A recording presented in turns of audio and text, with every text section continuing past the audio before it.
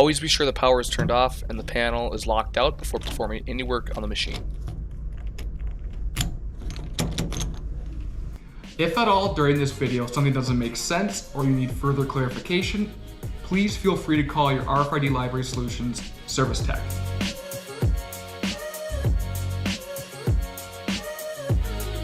In this video, we'll be covering maintenance for the air compressor, starting with the regulator on the front.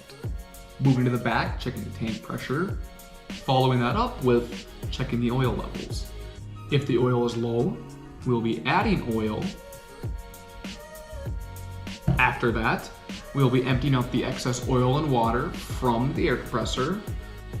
And then finally, finishing it up with cleaning the air compressor.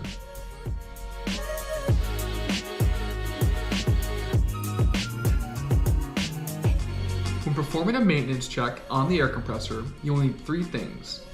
Air compressor oil, the oil levels are low. A container to drain the tank of the air compressor. And finally, a rag to clean the air compressor off.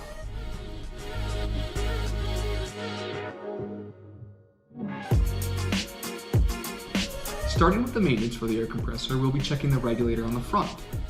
This regulates how much outflow PSI there is.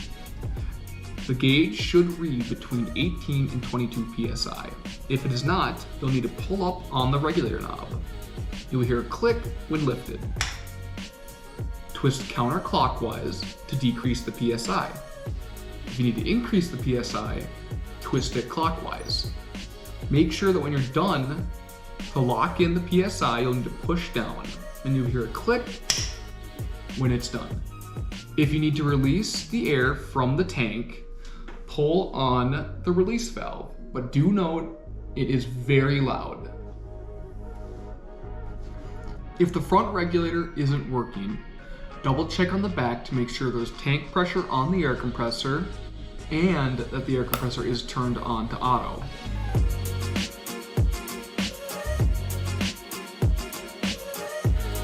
Now we're going to check the oil level on the air compressor. Behind the regulator, there is a window. That glass window shows you what level the oil is at in the air compressor. If it's anything below half, you are going to need to add more oil into your air compressor. First, you'll have to take off the cap from the top of the air compressor. Take your air compressor oil. It must be made for air compressors, but it can be any brand. We like to buy ones with a little nozzle on top for ease of pouring. When pouring, you're going to pour for maybe 5 seconds and then wait for 30 seconds. The reason for waiting is because oil moves very slowly through the air compressor and you won't notice a change for 30 seconds to a minute. Once you're done adding oil and once it's at the middle, you will put the cap back on the top of the air compressor, hand tighten it, don't try and over tighten it, so the next time you go to take it off, it's easy to take off. If you've added too much oil to the air compressor, this is where it gets very messy. You will need a crescent wrench and rags. Tilt the air compressor on its back so you can no longer see any oil in the glass window. Once you've done that, you may now unscrew the glass window.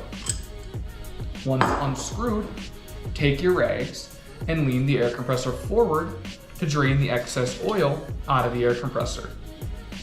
Once drained, lean the air compressor on its back. You can take the glass window and proceed to screw it back in.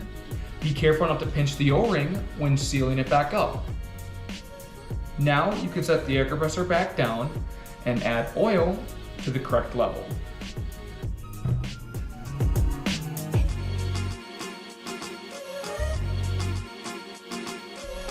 Once you've either checked on the oil level or added more oil to it, you will need to empty out the tank.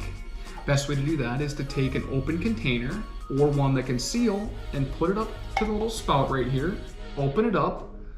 It'll be a orange liquid. It's just a combination of oil and water, and you will keep doing that until you see the levels stop rising in the container you have. Note, you won't be able to get all of it out, but if you can get most of it out, that's better than nothing. Once you're done with that, take a rag or something and clean it off because it will drip.